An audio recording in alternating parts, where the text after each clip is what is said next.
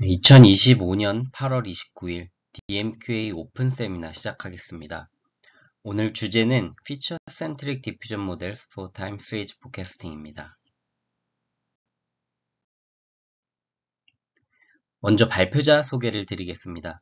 저는 2023년부터 고려대학교 산업경영공학과 DMQA 연구실에서 김성범 교수님 지도하에 박사과정을 진행하고 있는 정구진입니다. 저는 멀티베리에이트 타임 시리즈 모델링과 제너러티브 모델에 관심을 가지고 공부하고 있습니다. 본 세미나 이후에 질문사항이 있으시다면 아래 메일로 연락 주시기 바랍니다. 오늘은 기본적으로 타임 시리즈 포캐스팅 태스크에서 디퓨전 모델을 활용한 연구에 대해서 알아볼 예정입니다. 그래서 그 개념과 어떤 형태로 최근에 연구들이 이루어지고 있는지 살펴보고 그 종류들 중에서 피처 강화 모델에서 하나, 불확실성 모델에서 하나 모델을 좀 자세히 살펴보고자 합니다. 일반적으로 우리가 시계열 예측이라고 하면은 이 그림에서 보듯이 어떤 시계열 데이터가 있을 때 과거 관측 값을 토대로 미래에 대한 값을 예측하는 이런 과정을 거칩니다.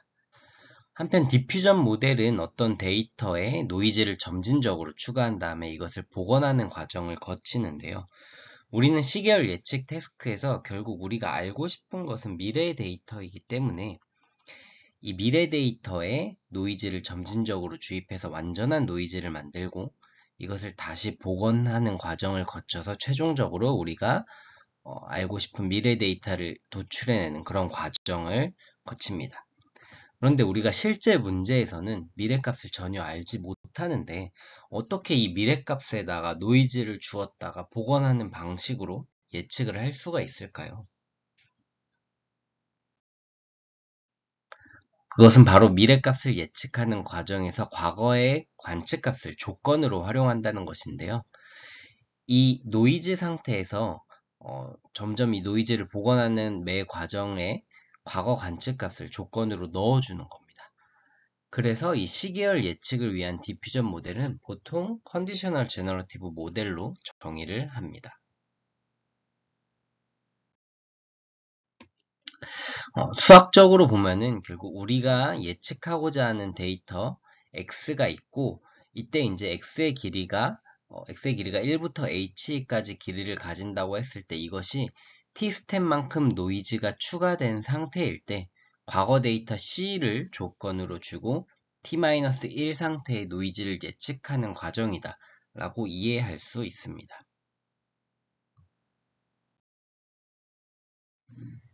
그래서 결론적으로 디퓨전 모델을 활용한 시계열 예측에서는 과거 데이터를 조건으로 주고 그 조건을 바탕으로 미래 데이터를 생성하는 일련의 프로세스를 가집니다. 그렇기 때문에 조건에 대한 피처를 어떻게 뽑아서 어떤 정보를 디퓨전 모델에 넣어줄 것인가에 대한 부분이 예측 성능에 아주 큰 영향을 미칩니다. 이러한 관점에서 크게 이제 두 가지로 모델을 분류할 수 있는데요. 조건을 잘 활용하기 위해서 조건 자체에서 조건의 특징을 얼마나 잘 뽑아내느냐, 그 과거 데이터로부터 특징을 잘 뽑기 위해 노력하면서 디퓨전 모델 자체는 건드리지 않는 피처 센트릭 기반의 모델들이 존재하고요. 한편으로는 그 조건을 디퓨전 모델에 어떻게 더 깊이 있게 통합할 것인가에 집중하기 위해서 디퓨전 과정 자체를 변경하는 이 디퓨전 센트릭 기반의 모델이 있습니다. 그 중에서도 오늘 세미나에서는 이제 피처 센트릭 기반의 최신 모델들에 대해서 알아보고자 합니다. 다시 한번 디퓨전 모델을 활용하여 시계열 예측을 수행하는 프로세스를 복기해 보겠습니다. 과거 데이터 C와 미래 예측하고자 하는 데이터 X0가 있다면 이 미래 데이터에 대해서 T단계 forward 프로세스를 거쳐서 노이즈를 주입을 합니다. 그리고 이 노이즈가 섞인 미래 데이터를 리버스 프로세스를 통해서 복원을 하는데 이때 과거 데이터에서 적절한 피처를 뽑아서 조건으로 활용하여 복원을 하게 됩니다. 그래서 이 피처 부분을 설계할 때 우리가 과거로부터 정말 적절한 인사이트를 얻어서 미래를 예측할 수 있는 좋은 정보들을 잘 뽑아낼 수 있게 만들어야지 미래값을 정확하게 예측할 수 있게 되는 것입니다. 따라서 이 피처들을 잘 뽑을 수 있도록 방법론을 구성하는 것이 피처 센트릭 모델입니다. 이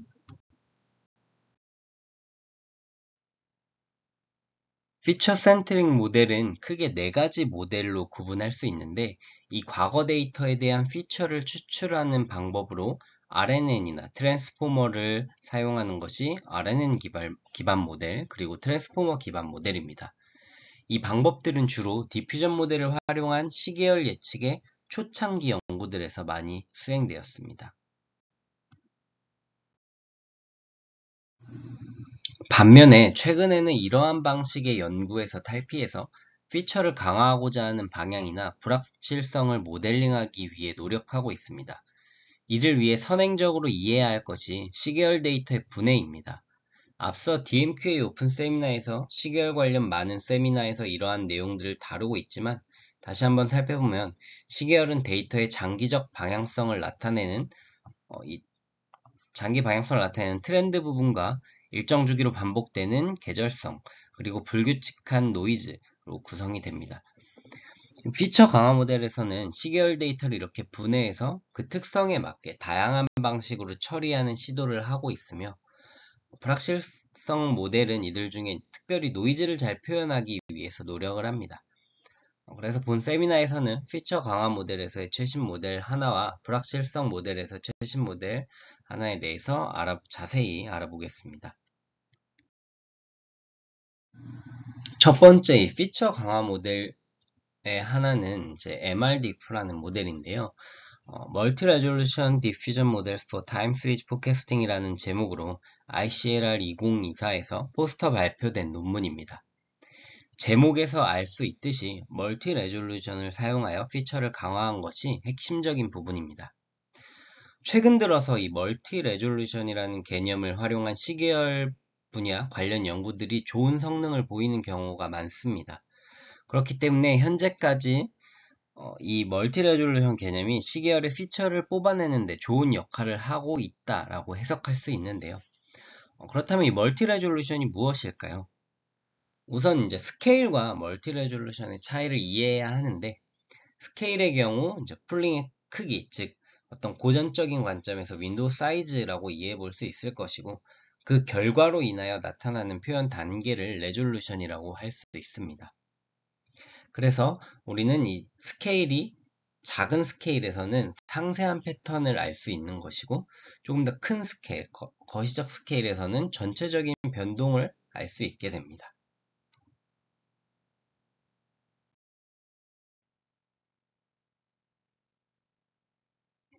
예를 들어 이해해보면은 시계열은 여러 스케일의 패턴을 보이고 있는데요.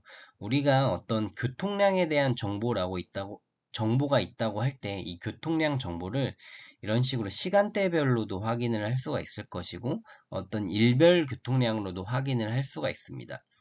그래서 이런 시간대별 교통량을 조금 더 이제 미세한 스케일로 일이라고 표현을 하는 것이고, 이런 일별 교통량은 조금 더 이제 콜스한 스케일이다라고 표현을 합니다.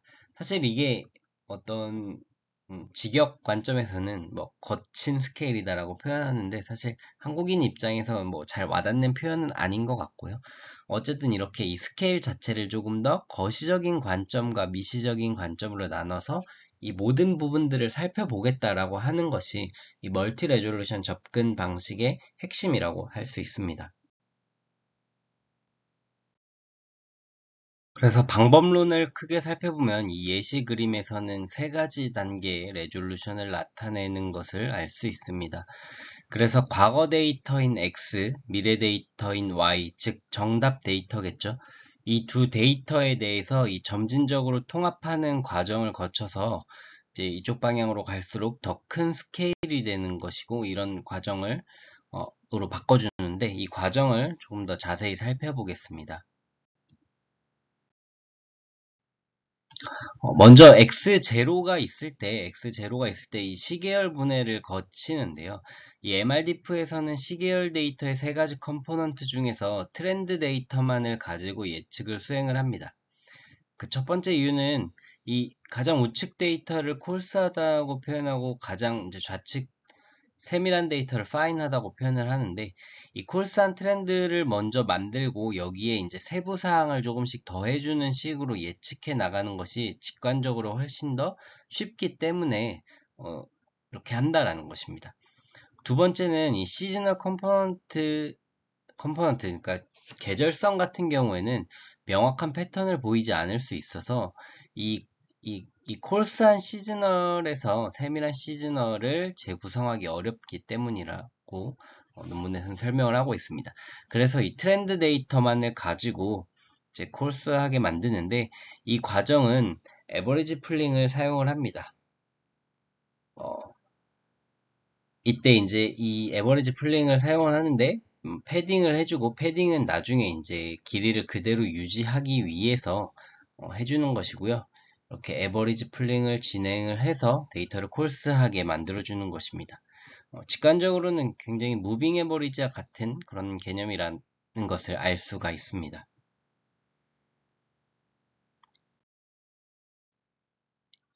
이 과거 데이터뿐만 아니라 예측하고자 하는 이 미래 데이터도 역시 마찬가지로 이 멀티 레졸루션 형태의 데이터로 만들고요. 이때도 역시 이제 트렌드 성분만을 사용을 하게 됩니다. 그렇게 구성하면 이 노란색 영역, 즉 이제 최종 예측을 위한 몇 가지 네트워크가 구성이 되는데요. 이 부분을 자세히 한번 알아보겠습니다. 전체적인 구성은 이런 식으로 되어 있는데요. 가장 먼저 이제 포워드 프로세스, 이 앞쪽 부분에 대해서 알아보겠습니다. 서두에서도 얘기했지만 우리가 알고 싶은 것은 미래 데이터이고, 우리는 디퓨전 모델을 활용하고 있기 때문에 이 미래 데이터를 인풋으로 사용을 하게 됩니다. 그런 다음에 이제 노이즈를 주입을 해주고요. 노이즈를 주입한 다음에 컨볼루션 레이어를 통과시킵니다. 그런 다음 타임 스텝 인베딩을 추가해서 인코더에 넣어주는데요. 그러면 이제 그 다음 단계는 이 정보에서 조건을 넣어줘야 하는데요. 그럼 이 조건을 어떻게 구성하는지 한번 알아보겠습니다. 조건 정보는 이 과거 시계열 데이터로부터 옵니다. 먼저 이 과거 시계열 데이터가 예측하고자 하는 길이만큼 이 리니어 매핑을 통해서 변환이 되고요. 다음에 퓨처 믹스업이라는 과정을 거치는데, 이 퓨처 믹스업은 디노이징 성능 향상을 위해서 수행을 하게 됩니다. 그래서 잘 보면은 이 Z 히스토리, 즉 과거 데이터에 이제 일정 비율만큼을 곱해주고, 이 Y0, 즉 정답 데이터의 일정 비율을 곱해서 더해주는, 즉 과거 시계열 일부에 정답 데이터 일부를 섞는 과정을 볼 수가 있는데요. 이것은 학습 초기 안정성을 확보하기 위해서 진행을 합니다. 그런 다음에 조금 더 그 다음 단계인 콜스한 트렌드를 혼합을 해주는 과정을 거칩니다. 즉 더 거시적인 정보를 섞어서 전반적인 구조를 알려주는 과정이다 라고 이해를 하시면 될 것 같습니다.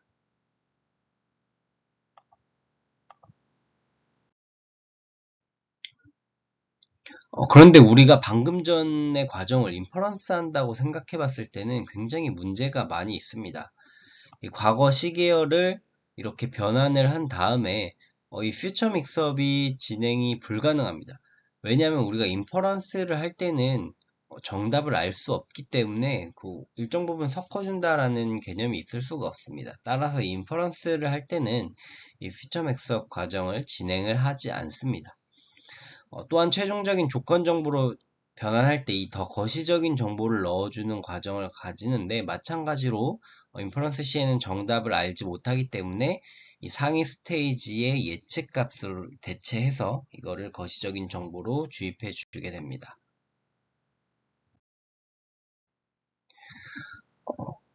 그렇게 이제 미래 예측 값에 대한 정보와 조건 정보가 결합이 되면은 최종적으로 디노이징 과정을 거치는데요. 이 부분에서는 일반적인 디퓨전 모델의 디노이징 프로세스를 따릅니다. 즉 노이즈가 섞인 이 미래 데이터, 그리고 디퓨전 스텝, 조건이 주어졌을 때 노이즈가 없는 미래 데이터를 출력할 수 있게 됩니다.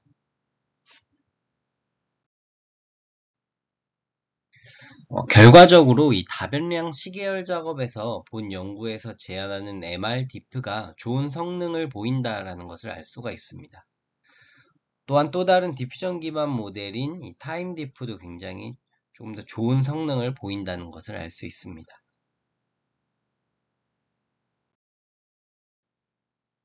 MRDIF 같은 경우에는 기존 디퓨전 기반 모든 시계열 모델들을 능가하고 있고 또 그 이외에 고급 시계열 예측 모델과 비교해도 더 좋은 성능을 보이고 있습니다. 또 최근 들어서 이제 멀티 레졸루션 분석을 수행하는 시계열 모델들이 등장하고 있는데 이 MRDIF 같은 경우에는 이 개념을 디퓨전 기반 시계열 모델에 처음으로 도입을 하였고 좋은 성능을 보였다라는 부분에서 의미가 있을 것 같습니다.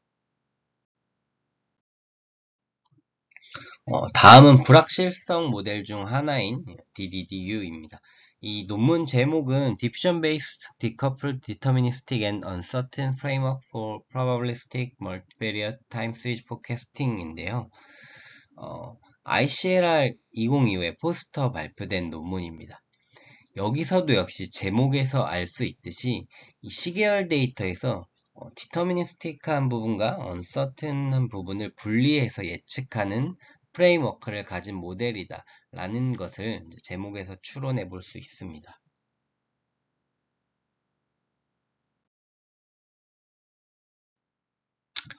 여기서 포인트 포캐스팅, 점 예측이란 단어를 사용을 하고 있는데요. 이 점 예측이란 단어, 이 부분에 대해서 이 논문에서 직접적으로 설명하고 있진 않지만 이것은 아마 probabilistic forecasting과의 명확한 구분을 위해서 어떤 point forecasting이라는 단어를 사용하지 않았나 생각을 합니다. 즉 우리가 이제 기존에 알고 있는 대부분의 시계열 예측 모델은 사실 미래의 어떤 시점에 특정한 단일 값을 예측하는데 디퓨전 기반 모델 같은 경우에는 사실 확률 분포를 예측하는 태스크이기 때문에 이것을 명확히 구분하기 위한 단어 사용이라고 생각을 합니다. 이런 관점에서 이제 사례 연구를 위해서 기존의 NS포머 모델과 패치 TST 모델을 점 예측 모델로 사용을 하였습니다. 여기서 이제 각 모델에 대해서 원래 시계열 데이터에 대해서 이렇게 원래 시계열 데이터에 대해서 를 사용해서 이 모델을 가지고 예측을 수행하고 또 한편으로는 시계열 데이터를 분해한 다음에 여기서 트렌드와 시즈널리티만을 가지고 점 예측을 수행을 합니다. 즉 다시 말하면 이 부분 같은 경우에는 잔차만을 제거해서 예측을 수행하였다라고 할 수 있습니다. 그런데 이 결과를 보면은 잔차를 제거하고 모델을 똑같이 돌렸는데도 성능이 크게 저하되지 않았고 또 이 솔라 에너지 데이터셋을 보면은 심지어 성능이 향상되기도 했습니다. 이것은 이 모델이 추세나 계절 성분에 비해서 이런 이 노이즈한 성분을 덜 효과적으로 모델링한다라는 것을 시사합니다.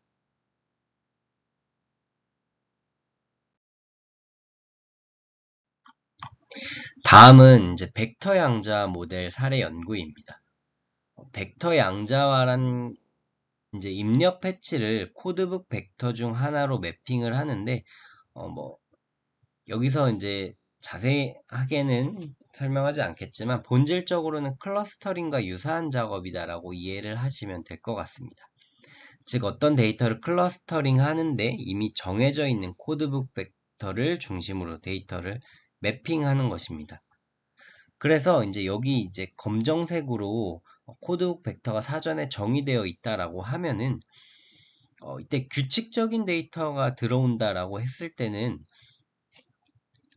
비슷한 패턴들이 같은 코드북 벡터로 매핑돼서 이런 이제 이 부분에 집중이 되는데 그 불규칙한 패턴 같은 경우에는 사실 이제 전체적으로 고르게 분산이 돼서 약간 억지로 코드북 벡터에 끼워 맞춰지게 됩니다.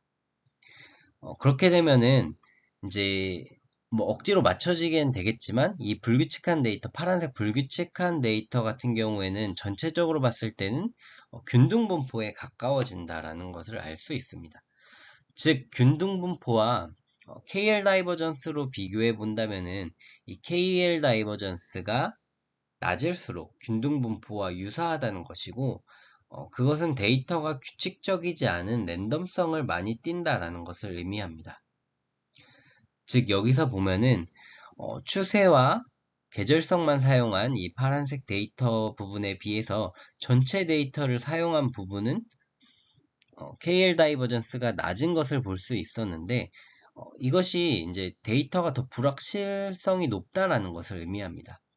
이걸 반대로 생각을 하면은 이, 이 전체 부분은 시계열과 트렌드와 시즈널리티만 반영한 데이터에서 다른 점이 바로 이제 잔차 부분을 더한 데이터다라고 생각을 할 수가 있는데요.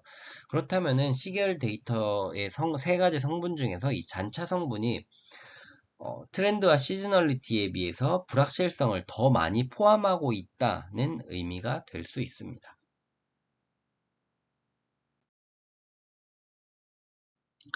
그래서 사례 연구 결과를 종합하면은 기존의 NS포머나 패치TST 같은 점 예측 모델이 잔차 성분 모델링을 잘 못하고 있고 또 이 잔차 성분이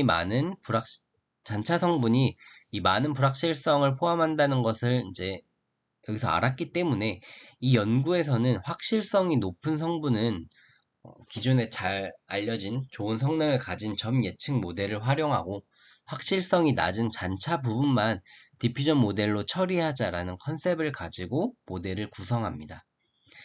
즉 확률이 높은 부분은 디터미니스틱하게 예측을 하고 확률이 낮은 부분은 프로바빌리스틱하게 예측을 하자는 것이고 이게 어떻게 보면 제목에 포함된 디커플드를 의미한다고 볼 수 있습니다.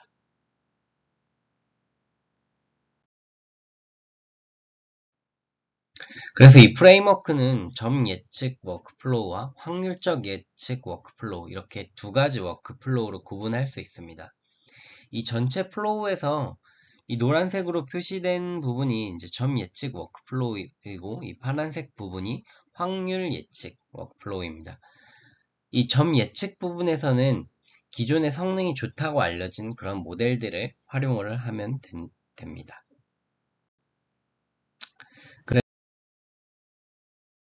부분에 대해서만 좀 자세히 살펴보면 되는데요. 먼저 과거 데이터 경우에는 이제 기존의 좋은 성능을 보이는 점 예측 모델에 넣어서 예측 값을 이제 출력을 합니다. 그러면 그 결과값과 실제 값, 즉 정답과의 차이를 알 수가 있는데요.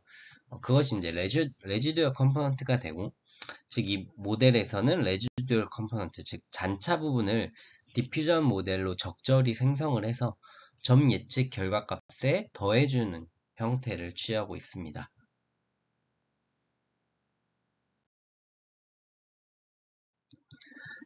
다시 전체 프로세스를 생각을 해보면은 이러한 시계열 데이터가 있다고 했을 때 이 좌측 파란 부분이 과거 데이터이고 이 우측의 검정색 실선이 실제 미래 데이터라고 한다면은 우리는 점 예측 모델을 통해서 이 예측 값인 이 빨간 점선 부분을 얻을 수 있습니다. 그리고 그 차이인 주황색 색칠된 부분을 부분인 예측 오차값을 얻을 수 있고 이 값이 디퓨전 모델의 인풋으로 활용이 됩니다. 따라서 이 데이터에 이 주황색 부분에 노이즈가 주입되었다가 복원되는 그러한 형태를 띠고 있겠죠.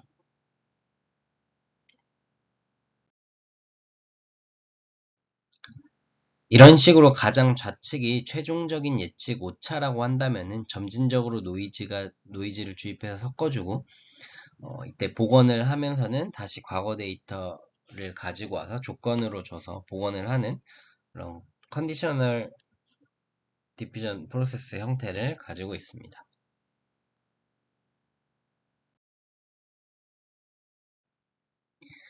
그런 다음에는 패치 임베딩을 진행을 하게 되는데요. 이 노이즈가 추가된 잔차 정보가 이런 식으로 있다라고 이런 식으로 구성된다라고 가정을 하면은 이거를 이제 우리가 패치 단위로 어떤 이제 묶음으로 끊어줄 것입니다. 그러면은 이 패치들을 조금 더 자세히 보면은 뭐 이런 식으로 어떤 개별점이 아니라 어느 정도 지역적인 특성을 서로 공유하고 있는 이런 집단으로 구분을 할 수 있다라는 의미가 되겠죠. 그런 다음에 이 패치를 선형 변환하고 포지셔너 임베딩을 추가해 주면은 이렇게 차원이 확장된 형태의 데이터를 얻을 수가 있습니다.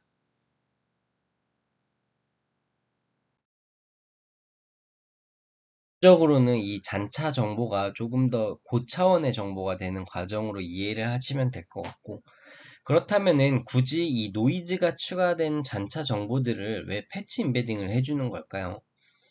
그 이유는 크게 세 가지 정도로 이해할 수 있는데요. 첫째는 이 지역적 세맨틱 정보를 효과적으로 포착하기 위함입니다. 개별 데이터는 각각 개별적으로 인식되지만 이 패치 내 정보들은 일련의 과정들이 하나의 세트로 묶이기 때문에 지역적인 정보가 효과적으로 포함이 됩니다. 또한 이제 개별 노이즈 처리는 굉장히 불안정하지만 패치 내 노이즈 처리는 지역적 정보가 포함되어 조금 더 안정적입니다. 이는 주변 시점들의 패턴으로 현재 정보를 보정할 수도 있고 더 많은 주변 정보로 통계적 안정성도 제공할 수 있기 때문입니다. 마지막으로는 이제 비전 트랜스포머나 타임 시리즈 연구, 특히 패치 TST나 타임즈넷 같은 그런 모델에서 패치 기반 처리를 통해서 시계열 데이터를 처리를 했을 때 굉장히 우수하다라는 것을 이미 입증했기 때문입니다.